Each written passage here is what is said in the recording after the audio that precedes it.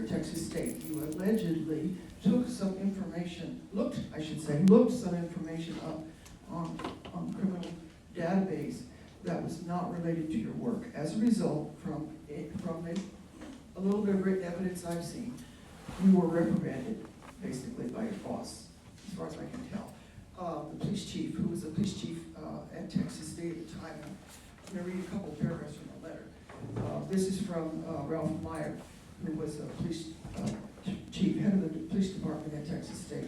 He says, I recall that Sergeant Alexander Villalobos, and this is in response to a study, a survey, a study that was being done, made several searches using the database and justified several searches and admitted to conducting a personal search.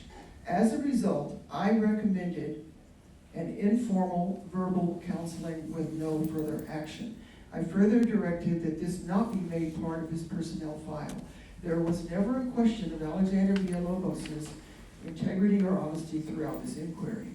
In the 10 years that I have supervised Alexander Villalobos, honesty has never been an issue in working with Alexander Villalobos and was never a question in his work. In my close supervision of Alexander Villalobos, I observed his work, a model of honesty, integrity, and professionalism. But my question to you has to do with, is that as far as it went? Did something else happen where it might affect your job as sheriff in terms of not just being talked down by your boss, but some kind of a ban that was issued that you can't use this database?